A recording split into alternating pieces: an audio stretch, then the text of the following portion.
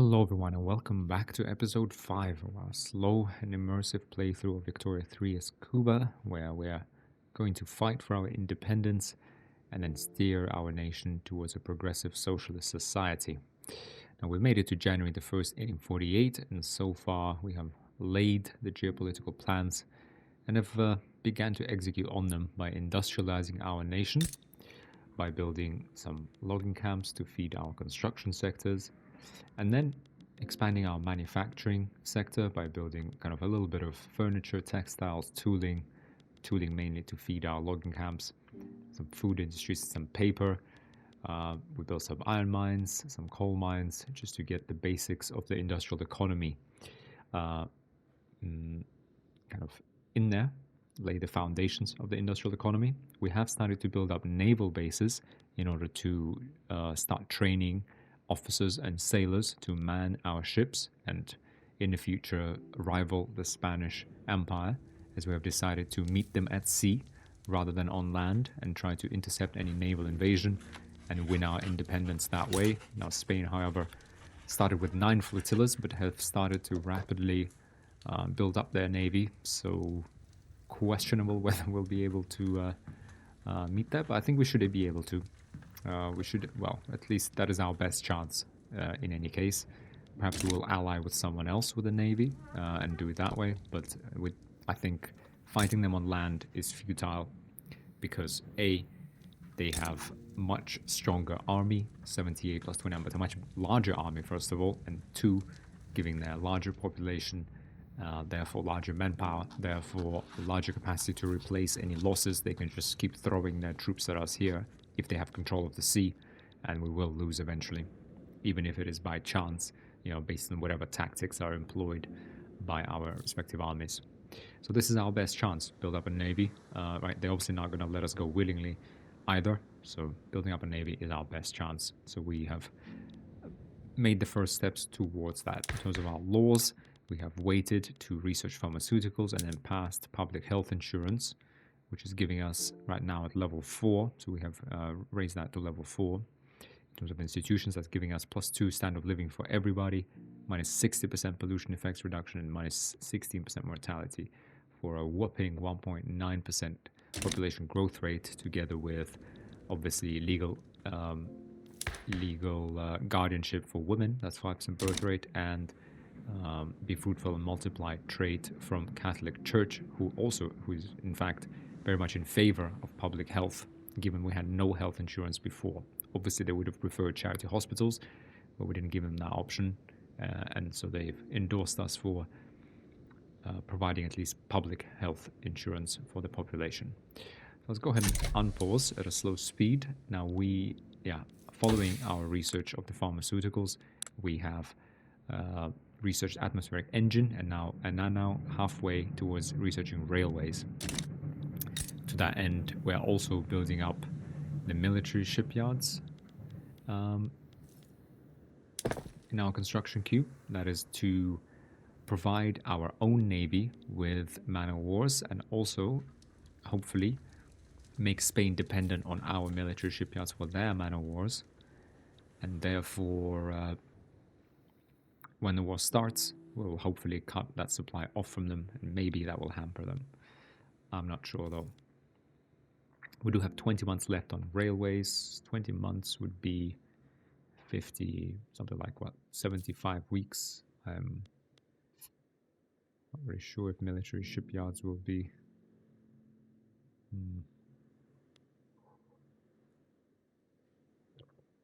Not really sure whether it's worth building up this. I actually think maybe it's not. How long would this take? 34 weeks.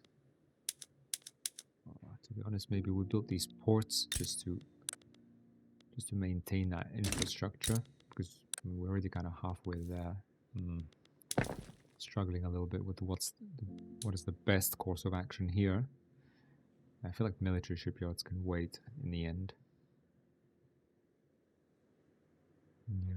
Right now, infrastructure is important because we are losing money and sort of potential GDP from this penalty on infrastructure that we have, because we only have 95% access to the Spanish market.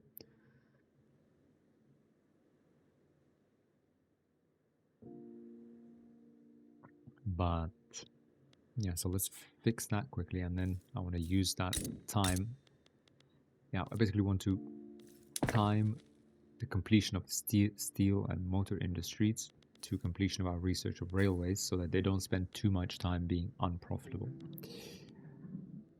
There we are. Now, we've also had another election, quote unquote, where Conservative Party has legitimately won 92% of the votes because only people supporting it were basically allowed to vote, which is fair. 1848. Let's not forget.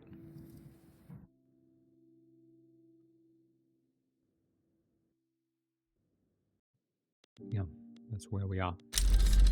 Now, percussion cap. Unlock. The percussion cap is a single-use device which allows firearms to operate reliably in all types of weather. Unlocks munition plants. That's good. Lays the foundation of the future navy and maybe skirmish infantry if we ever do need land forces. Hydraulic crane spreading. I want to say that's good. That's not good. I mean, it will give us +3 max port level, but we're nowhere near maxing that out. We would have much preferred power of the purse to spread to us. Sadly, that didn't happen.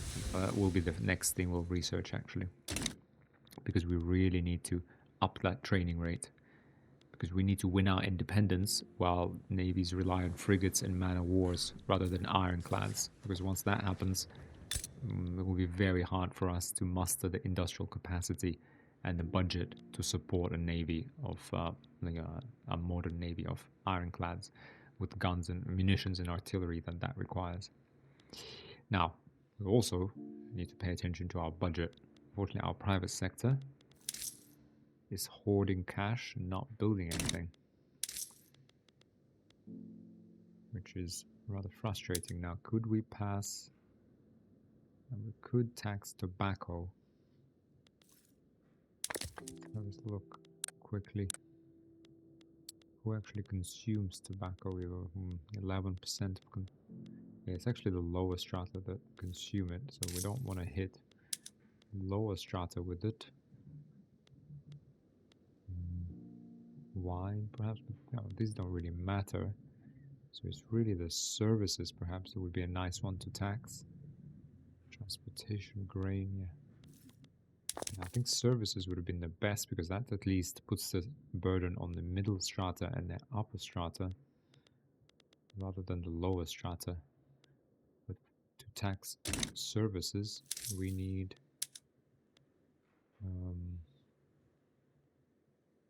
200 authority. And we still have a bolstering intelligentsia that's eating up 130. We also have a bunch of edicts running in Cuba, but I want to keep all of these because we do need the extra iron and wood. I think that's generally a good thing. We could get rid of promote actually national values, though those never mattered anyway. Let's go ahead and tax services. I mean, they are expensive already. Well, not very expensive, they're actually okay. Let's go ahead, now that we have coal mines, let's go ahead and put in some gas street lights, producing more services, bringing that price down. So what I like, when I put in consumption taxes, I like to first of all put the burden on middle or ideally upper strata, hence the taxes for our initial taxes on luxury clothes and luxury furniture. Why is that? Because upper strata is better able to bear those taxes. I don't think their standard of living really decreases drastically because of it. Plus, because they're the smallest strata, reducing their standard of living doesn't really have an impact on population growth. And in addition to that further, I think population growth rate really maxes out the differential at 20 standard of living. And because they're always above 20 pretty much in the upper strata, it actually has no effect on population growth rate at all. So I do like to tax them. Services is my next favorite because that does start to hit middle strata. But to try to counteract that, in a sense, is I try to make it as, well, relatively cheap. Not as cheap as possible, but relatively affordable. So that they don't suffer too much from the tax.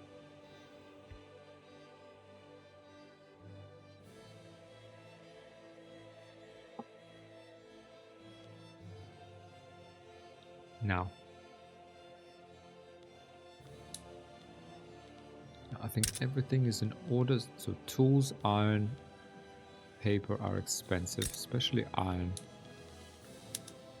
Well, where is our... Okay, finally, there we are.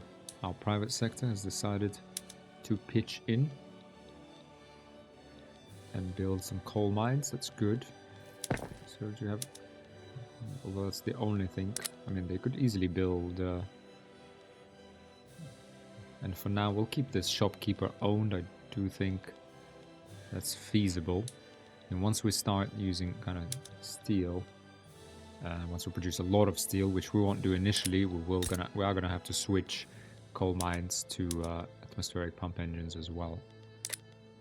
But as far, we will resist for as long as we can. Why? Well, because getting capitalists would give us high investment pool, but as you can see, we're in surplus even while building a single building, right? And we have massive principal balance, right? So even if this was in deficit, it'd be a long time before they use all of this up. So we don't need any more investment pool contribution here, I would say.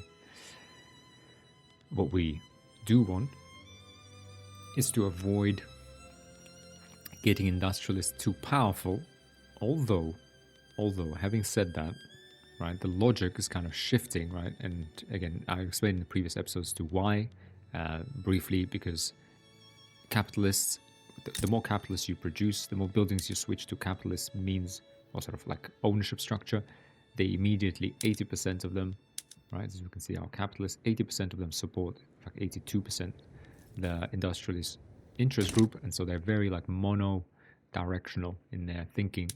They only know the industrialist interest group, and therefore by bolstering that, creating these jobs and boosting the profitability of these industries for capitalists, you really very rapidly increase the clout of the industrial interest group. However, the reason I said and we don't want to do that at the start, because it is a pretty big gap between going from landowners and Catholic Church kind of laws over to industrialists. To me, it's always better to go to petite bourgeoisie and then to industrialists, because that will maintain loyalty among the population, prevent any kind of these movements, any revolutions, anything like that.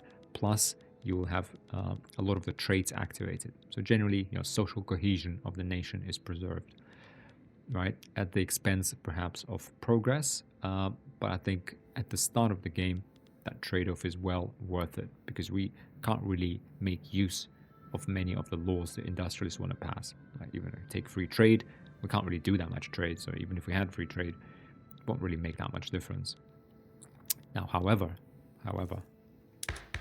what we do need right now is to pass slavery ban to keep everyone happy, okay? Liberate the slaves, and also liberate the slaves and reduce the power of landowners, right, by 50%. So this is our target. In order to do that, however, who actually supports slavery ban? Well, it's the industrialists and intelligentsia. So we need to get these guys in government. In order to get them in government, we need to give them more clout so they actually win more votes, so that we're not like completely illegitimate. So with that said, to be honest, perhaps we should go ahead and give it up now. I think his tools are getting really expensive. Okay, let's think about this, but we'll think about this soon. Now, something else just came up on my mind. Okay, we need another... First of all, in our construction, we need to move up one of our naval bases up in the queue, as we have almost finished training up the third naval base, third ship. Now, intensive agriculture unlocked. By integrating food production into the industrial supply chain, it is possible to realize much higher yields. Unlocks fertilizer plants, unlocks explosives factories, soil-enriched farming, increased wool gathering for livestock ranches. So this one, livestock ranches, we can actually go ahead and do the increased wool gathering, right? So we take more grain, produce more fabric and fertilizer, and only a tiny bit less of meat. Now, nobody actually wants our fertilizer right now, sadly. However, we did boost at least demand for our grains, and then are producing more fabric for our textile mills, which is kind of a good thing overall. If we go to our rice farms, grains, we have actually, in order to boost demand for our tools, we have actually switched this thing to tools. Now what we can also do is do soil enriched farming. Will that ruin? Yeah, that will ruin profitability of this building, however. Not a bad thing, given it's owned by aristocrats. It will, however, produce much more grain for the general population. It will also increase employment of farmers as opposed to laborers. Maybe overall it's just a good thing. Let's go ahead and try it. It will reduce profitability, but we'll need a lot of fertilizer, which we do not have. Perhaps we'll find it in the Spanish market. Let's see. Or, in fact, good time to demonstrate importing. Don't have a lot of bureaucracy, but this will be a sixth. Or even seventh trade route we put in. But there you go, British market amount 75, 0 convoys required. Let's go ahead and put this in. Import fertilizer from the British market. That would be a good thing for us. Now we will use, well, actually 15 bureaucracy. Let's check on that. Actually, it's been a while since we checked up on our trade center. And look at this. This one no longer works for us. Neither does liquor to France. Let's go ahead and cancel these. Now we're back down to 5. Again, more bureaucracy for us. This will grow over time. Let's keep it like that for now. Yep, so that will hopefully sort that out. That will reduce the price of grain for everybody. Let's see. Hopefully we will benefit from increasing trade in fertilizer, though. Should be a good thing for our shopkeepers.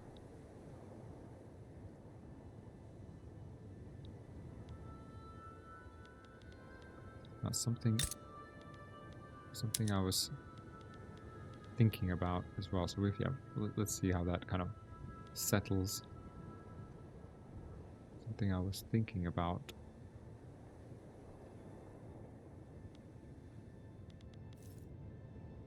Okay, I forgot now what I was going to say, but 5 months left for railways. And we are frankly, though, nowhere near. Okay, we're almost done with our steel. But we're nowhere near done. The rice farms now has enough fertilizer. Let's see. Price of grain has come down a little bit. Tools, I guess, is what we really need. They keep building bananas, these guys. Honestly. Construction, so steel mills are next, naval base next, then motor industries. Ooh, so we will kind of delay, and then we need to build the railways to actually increase our infrastructure. Okay, maybe it's a good thing we built those ports, though. So that's given us a little bit of leeway. It seems like we also passed like a population mark. We must have gotten some infrastructure from that as well. Or maybe 10% rural folk got activated. Maybe I didn't see it, sorry guys, in the bottom right. Not sure. Because it's quite a big increase. We only built 5 from the port. Maybe with all the bonuses, we got up to 10. So it's good. Okay, so we have enough infrastructure, so that's nothing to worry about.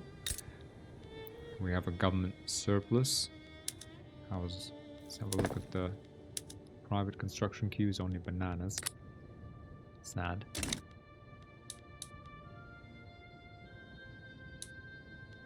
Enact wealth voting. How about universal suffrage, guys?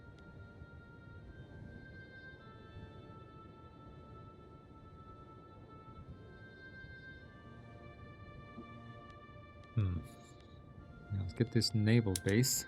Oh, we're now fully employed in this naval base, and that's not good because kind of wasting time. There we are, government petition closed. Nice, nice, nice. So, oh no, not nice. Not nice.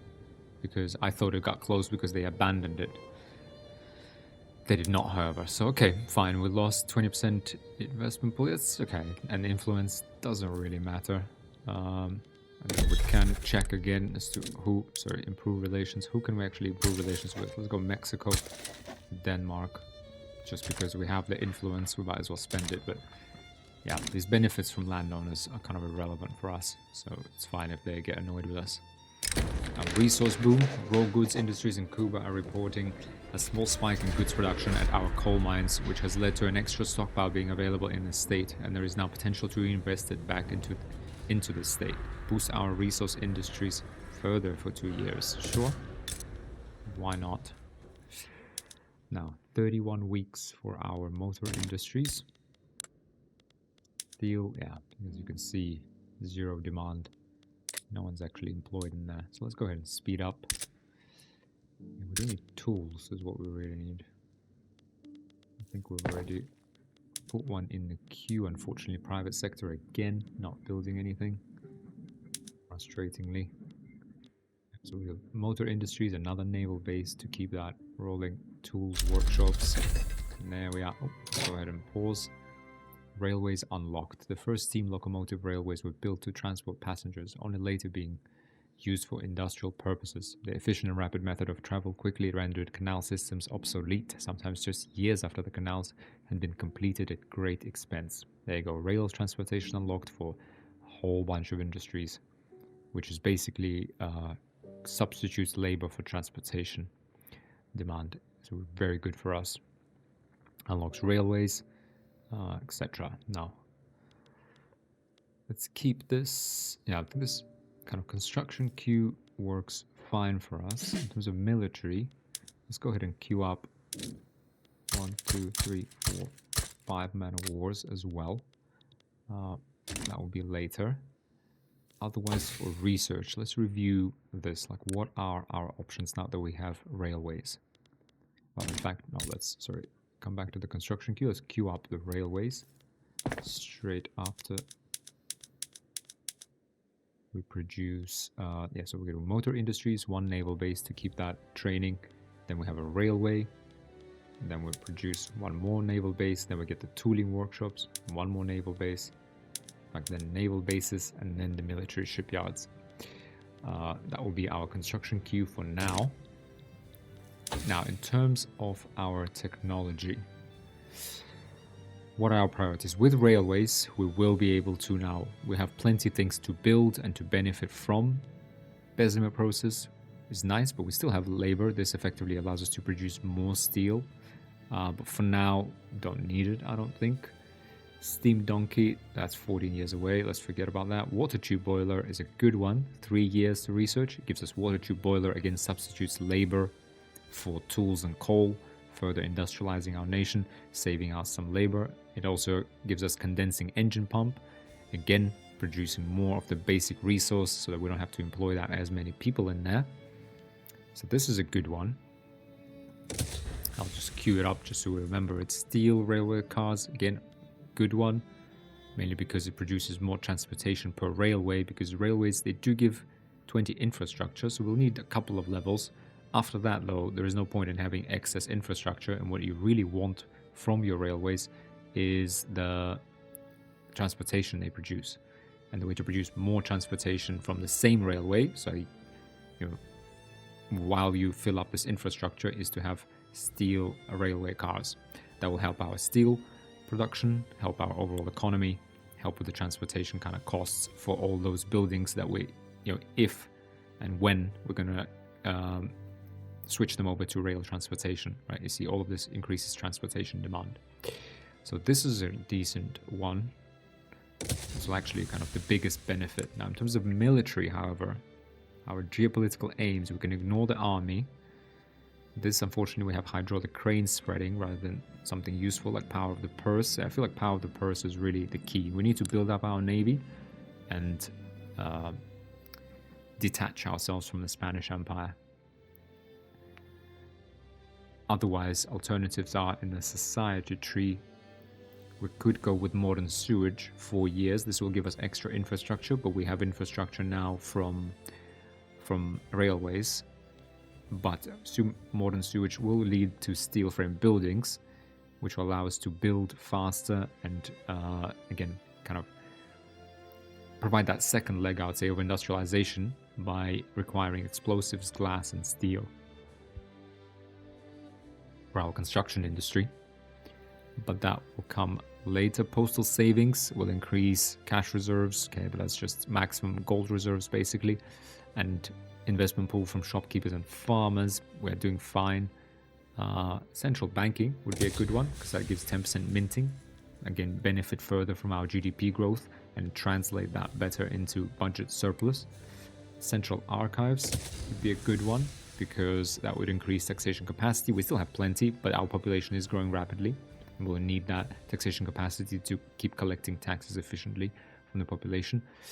But it will also unlock a standardized filing system, allowing us to switch production methods in our government administration, thereby simply consuming more paper and producing more bureaucracy, delaying building more government administrations, and therefore alleviating pressure on our budget. Although building government administrations does produce bureaucrats, it opens up job spaces for bureaucrats who support intelligentsia and the government. They also support petit bourgeoisie, I believe.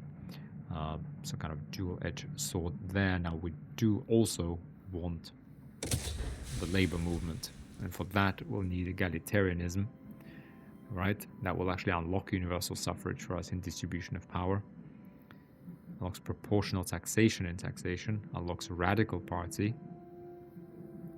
We'll see what that is. I think people need to, I guess, turn radical for that first, but then labor movement so that we can actually unlock social democrats. Otherwise, dialectics could be a good choice because that would unlock philosophy department for universities. So if we had surplus budget, we could build up universities and increase our technological progress, which would be good early on.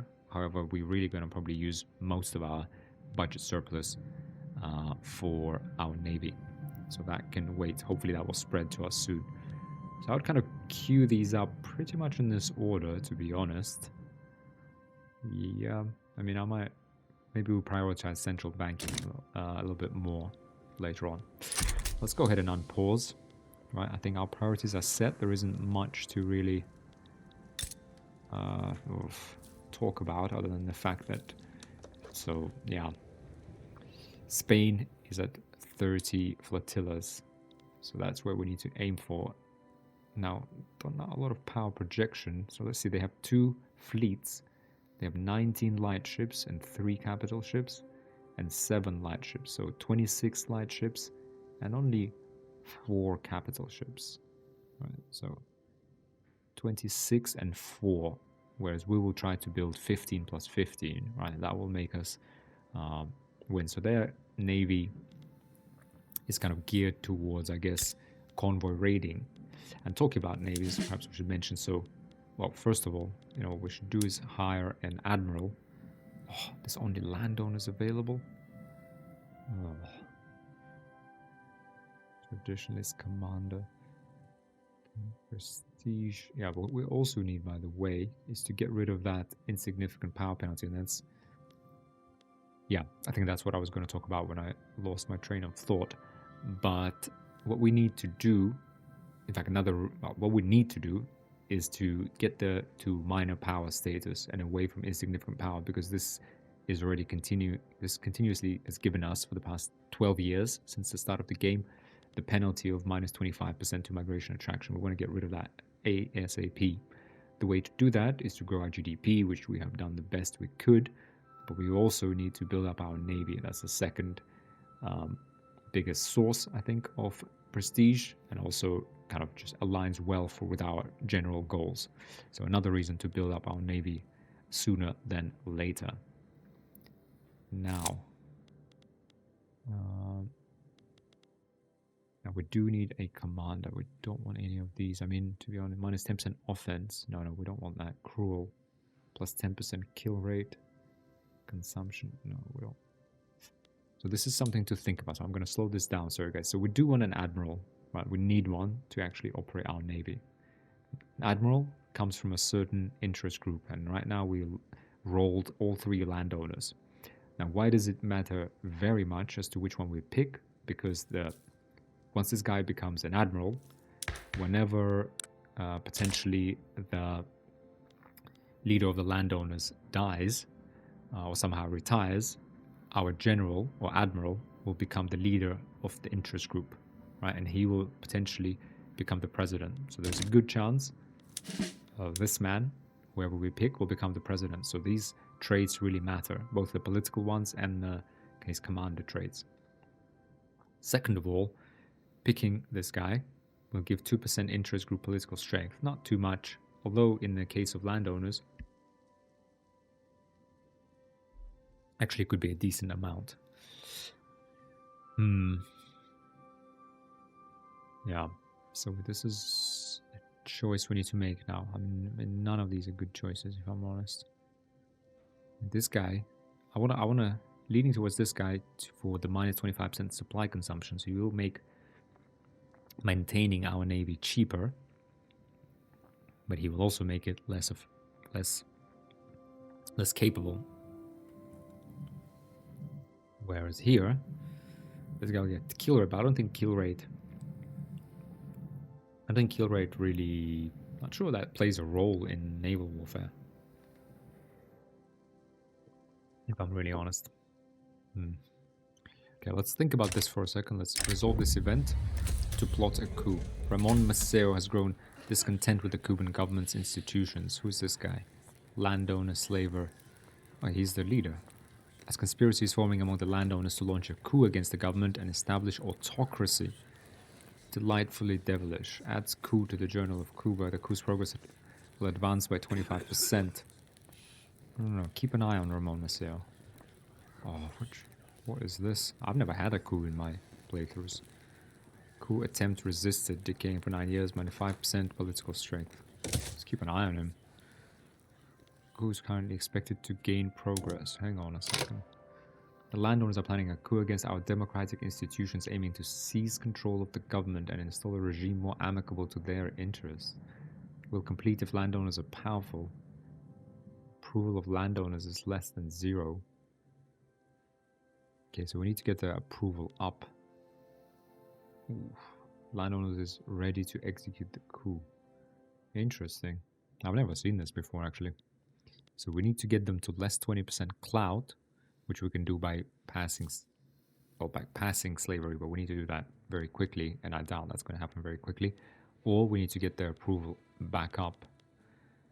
Well, it's failed petition, so this should decay. So this is not a problem. I think, yeah, the penalty from failing the petition will probably decay fast enough to get them to approval of above 0. Our laws are still roughly what they want, so they should be pretty happy with us overall. And we have a lot of loyalists.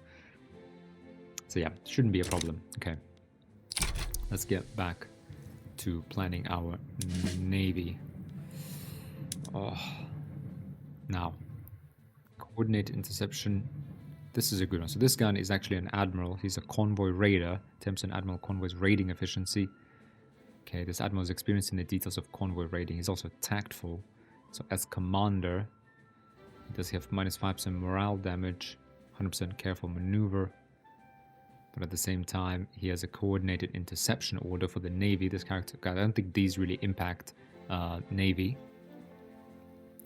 This character is very careful in how they convey certain information. He does have coordinated interception, which gives plus 20% navy offense.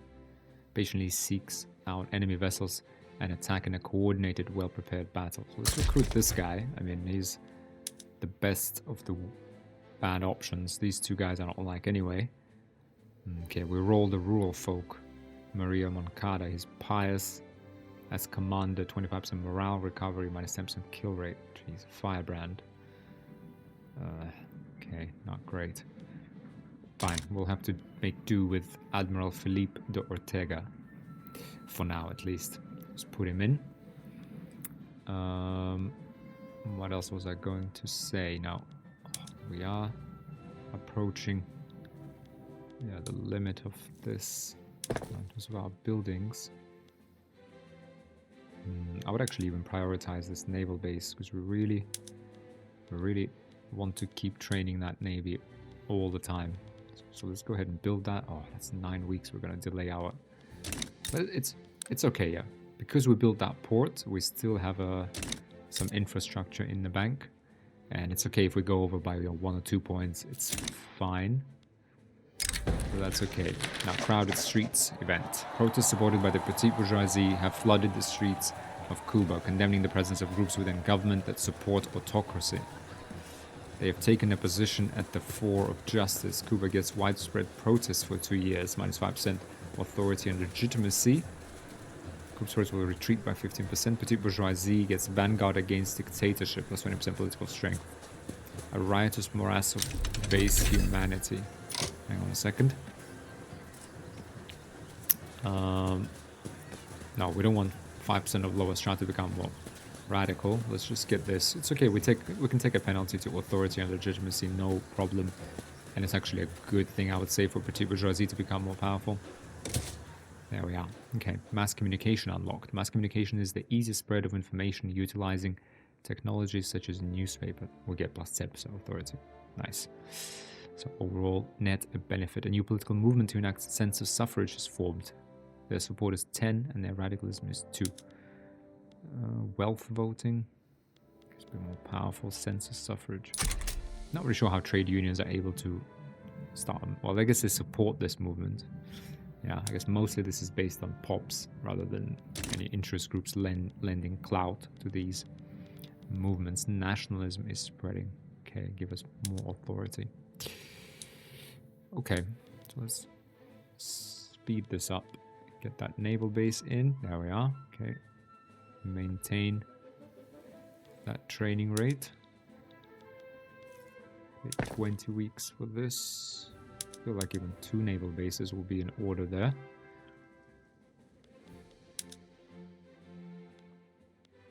Military shipyards.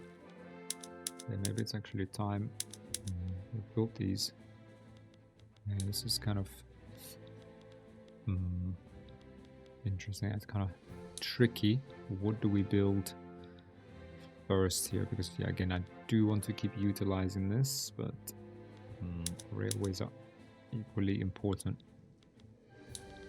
Go ahead and build it. I guess, yeah, we build the motorways, then we build naval base, then railways.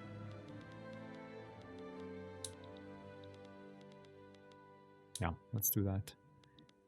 I don't want to keep motorways and steel in there because they'll be largely unprofitable before we build railways. We do need the infrastructure to make sure our GDP isn't just capped. Okay, the enemy's enemy. Let's resolve this event. The landowners, supporters, and the diplomatic corps have offered to reach out to the Russian government for support in their bid for power in return for certain future obligations. This arrangement is acceptable for the moment. Upon the success of the coup, an obligation will be owed to Russia. Okay, when has Russian meddling ever gone well? Landowners gets nationally interested for 5 years, plus 10% interest group political strength. Well, upon success of the coup, yeah, but it does gain 25%. Yeah, I think we can stomach this increase. Yeah, Jose Laredo has appeared in Cuba. He would join the movement to enact census suffrage. I mean, I do want change wealth voting at least. Wealth voting, better than landed voting, right? But the cutoff at 25 wealth threshold for voting, pretty massive. 4 interest groups support this law.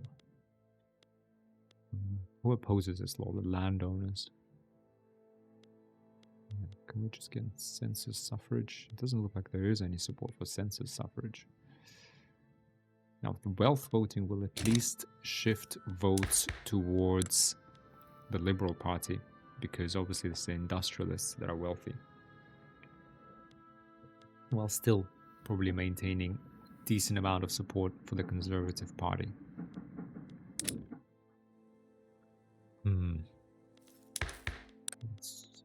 I mean, it's good to move away from landed. 16% though. Not a lot of. What we need is another election. And we need to get the Liberal Party in here. And together with the movement, we would again get 15%, then we'd pass census suffrage, no problem. Now, unfortunately, they endorse oligarchy and wealth voting. Thing is, when we later move towards universal suffrage, we will really annoy the Liberal Party. Oh, sorry, the industrialists. It will be very difficult. But it's difficult now too, right? They just don't like universal suffrage. Yeah, that is an issue.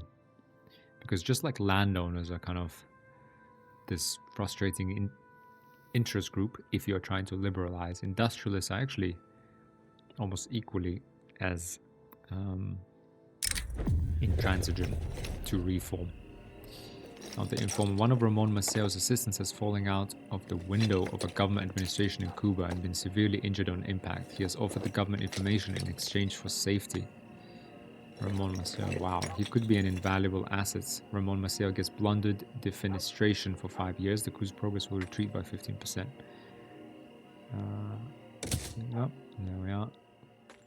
Wow, savage. Ramon. Okay, we still have a shortage of fertilizers. Let's have a look how's our trade doing. Okay, we're only importing 18. Okay, our export of groceries. Go ahead and pause just for a second. We can remove then this trade route. We have space for one more trade route. Could we import more fertilizer from somewhere?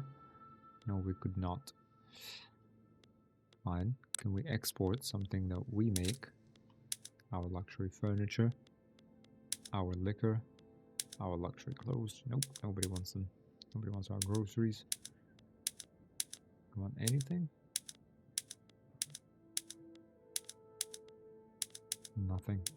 Nada. Nobody wants our stuff.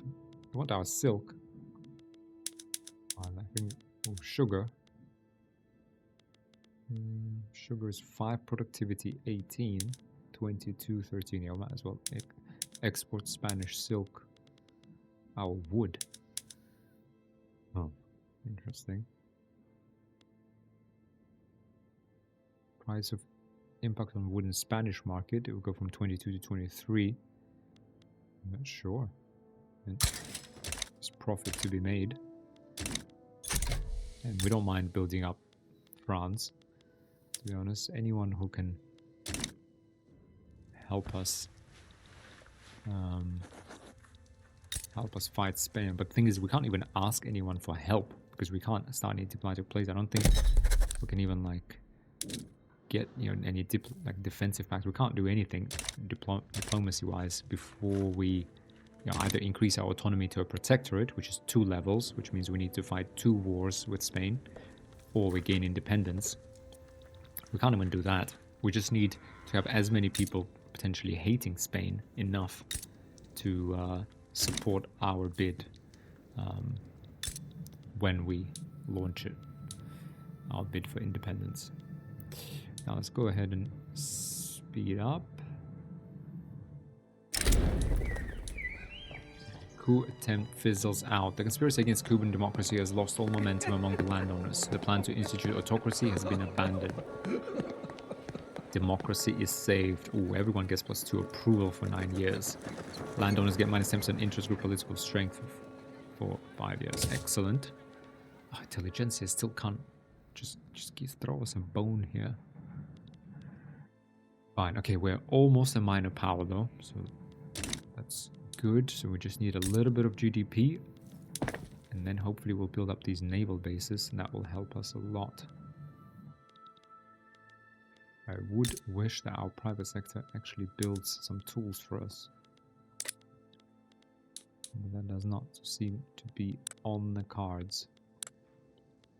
But fine, we're building railways, so that's going to be good for us. We are in a bit of a deficit, and we are chewing through our gold reserves, which is not great. How can we...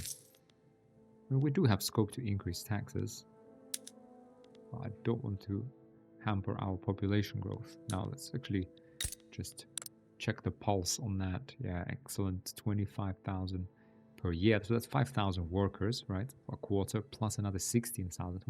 plus another 4,000 workers from migration. So overall, 10,000 workers a year we get. That is excellent. Exactly what we need. About as good as we can get if we were just to get rid of... Oh wait, hang on. We've become a minor power. We've become a minor power. I didn't even notice there was no pop-up. That's it. So we got rid of that penalty. Now we're going to attract even more people through migration. As long as now our job is to increase our GDP and therefore standard of living as much as possible and stay ahead of Spain to again increase that migration attraction. Kindly burn this letter. Ignacio de la Rosa, a prominent member of the Liberal Party, has been accused of gross corruption. He strenuously denied all allegations until damning letters surfaced signed by him. The Liberal Party should stand by Ignacio de la Rosa and deny everything. Who is this guy? Wrathful. Oh, no, we don't. This guy we don't like. Let's have a look at him. I mean, he's doing more harm than good. He's wrathful, giving -2 opposition interest group approval. So because intelligentsia is in opposition, he's giving them -2 approval. As a ruler, he will give us 100 authority, but that's not going to happen, really. So yeah, expensive tastes, plus 25% popularity. Okay, it's just not a great guy. Interest group leader, plus 100%, plus 10% interest group political strength. Land reformer he is. Yeah, it's not a great guy. Ignacio de la Rosa should be isolated to protect the rest of the Liberal Party. -20% momentum. No, let's just isolate this guy. He's not the leader of the party anyway. We do want Liberal Party to win.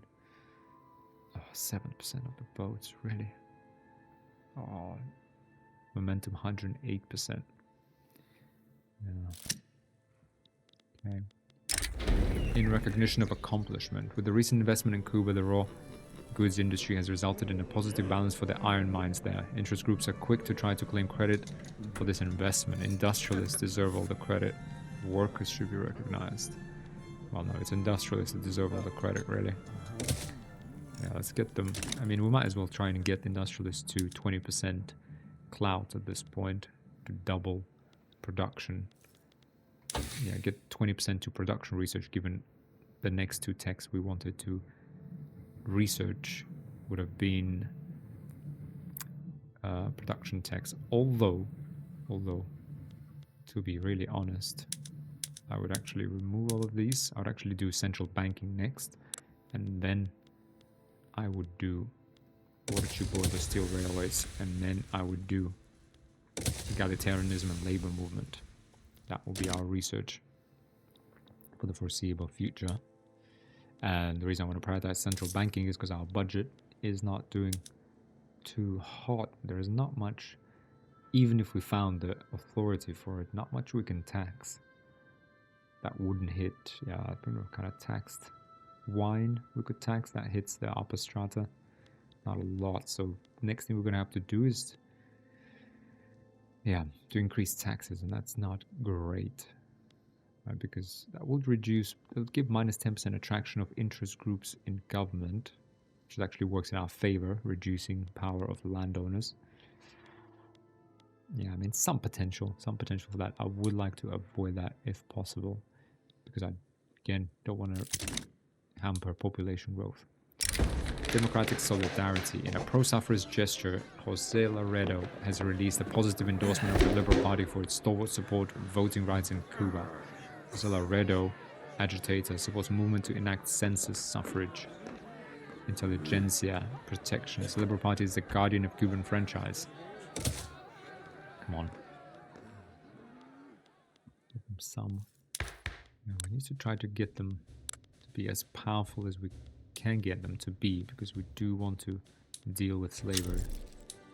Yeah, we do want landowners to come down in clout, because right now slave trade, yeah, landowners is the only thing standing between us and slave trade, and banning slave trade. What can we do? We could switch our coal mines, but yeah, coal is already pretty cheap though. These steel mills and motor industries aren't even hiring, obviously, since we need to get the railways going. Okay, our navy is almost done training. Oh, it actually is done training. Oh, okay, let's these naval bases. Okay, we need to build a couple. God's will. Alberto de Cespedes of the Catholic Church has been seen preaching in favor of the Conservative Party, convinced that their victory has been foreseen in God's plans. And who are we to stand against the God's will? Catholic Church gets 10% interest political strength. No, such a shame the nation is not ruled by God then. But God surely wants the Liberal Party to win. Exactly. Let's try and get... There we go. Okay, 9.4 votes now. Now, if we reformed the government and included this, or threw these guys out, it would be an illegitimate government. Not enough, unfortunately. So you see, the problem is even if we did that with the parties, we can't, unlike with interest groups, right, when we can sometimes include an interest group that's not very popular and is illegitimate, I believe we don't have the yes to must-have political movements to enact laws. So right now, they can't coexist, and we can't simply switch over Conservative Party for the Liberal Party, so these guys will continue to hold power as they control the government. So we need other ways of decreasing the power of these guys.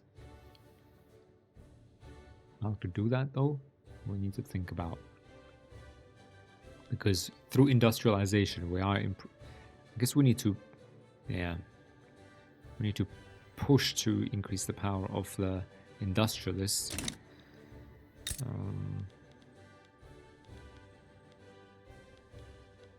Let's see, yeah. We're just gonna have to wait. Yeah, unfortunately can't do much right now. Can't do much right now. I guess what we can and what we kind of gonna have to do is increase taxes. So we cannot afford to borrow. Let's go ahead and increase taxes. This will build up our surplus, our gold reserves, which is good because we need to keep this kind of like 50% plus for our war with Spain, or our bid for independence. It will also detract, reduce political attraction to the ruling parties, hopefully shifting people towards the Liberal Party. It did unfortunately dip us into a legitimate rather than righteous government. So finally railways are built, so that's it. We shouldn't have to worry about infrastructure anymore. Reduce the price of transportation for everybody. Now, how do we want to run these? It's going to be privately owned by capitalists, 250 capitalists, or these can be government run. That will produce 400 bureaucrats. Let's have a think. Bureaucrats, who do they support? Bureaucrats, 76.5% support intelligentsia.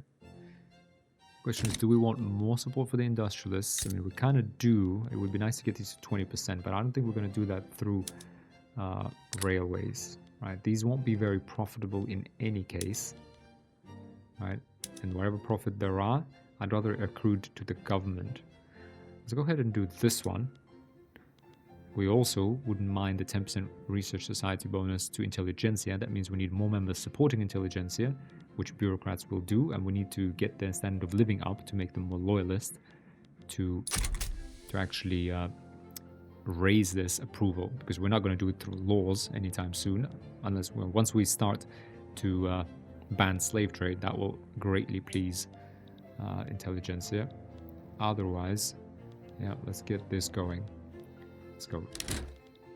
Yeah, that's fine. This is fine because it just needs... The prices need to rise. Yeah, the motor industries was tired of not being able to hire people, but now that there is demand, it will start hiring. So this will all kind of sort itself out. Yeah, there's shortage of steel. All of that's going to start working. Our GDP, as I said, when we went on that journey, our GDP is going to stall for a few years while we build the steel, the motorways, and now the railways. But now it should surge upwards. Anselmo Herrera, the leader of the armed forces, retired. Arturo Baez, now a Democrat, now leads the interest group. Interesting. So we do have 2 Democrats in government supporting universal suffrage. We do have a theocrat in charge of the Catholic Church. He endorses state religion. Fine, we'll give them that. Strong dose theocracy. Okay, fine, kind of irrelevant. We're not going to do anything with these anyway. But this guy is a bit of a problem. Hydraulic cranes unlocked. Cranes powered by water pressure are vastly stronger than earlier stationary cranes. Their strength and efficiency can greatly increase the flow of goods in and out of commercial ports. Okay. What is spreading? Power of the purse is spreading. Excellent. Well, better late than never, I guess. Okay, we are. Built two more naval bases. Expanding our navy. We're building naval shipyards. Excellent. Let's resolve this language in the classroom event. Equatorial Bantu students sometimes use their native language in Cuban schools. Some have called for teachers to penalize the use of these languages, forcing children to speak the official language of Cuba. What is this? Bantu? What is Afro-Caribbean? Okay, we now have imported, I guess, yeah, slaves from other places in the world. Equatorial Bantu, there's only 175 of them. Schools should teach them to speak the proper language. 20% assimilation, 20% radicals from discrimination. Yeah, okay, 10% of Equatorial Bantu become more radical. There's only 175 of them. Now, this is because we have slave trade enabled.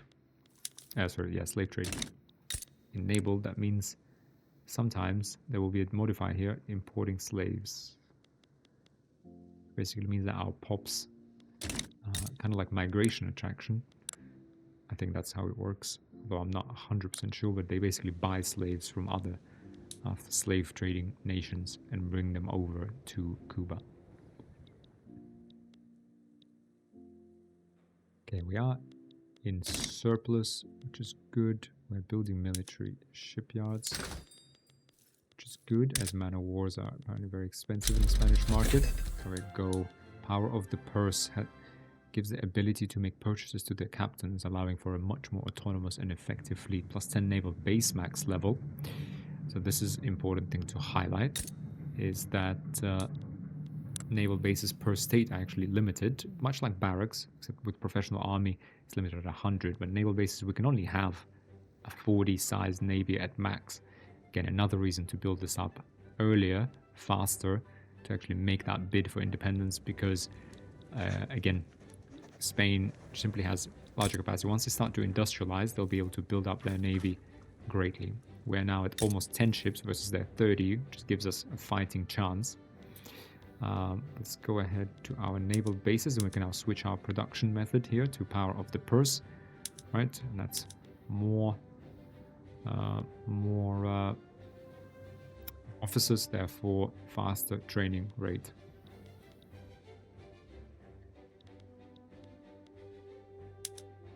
Looking at this though now, guys, hang on a second. So 32. So it does look like interesting. So every naval base has a training rate of 5. I actually thought it was 5 for like the whole thing. But it actually looks like every level of naval base. I think I mentioned that when we started building them, that, you know, despite us queuing up many naval bases, it doesn't actually change the training rate. But I think I was wrong about that. I think the reality, every naval base trains at its own pace, because we now have plus 40 training rate here. So I got that wrong, I think. So let's go ahead, and then, yeah, I think our job now will be to build up our navy. But we've come up on the hour, guys, but this is good, we've unlocked that. Come up on the hour, so it's time to pause. So I hope you enjoyed this another episode. Hope you learned something from it. So let's go ahead and get to the 1st of January, as we like to do. Right, Happy New Year, 1853, guys. Let's make a cut here. Thanks a lot for watching, and I see you in the next episode. Bye for now.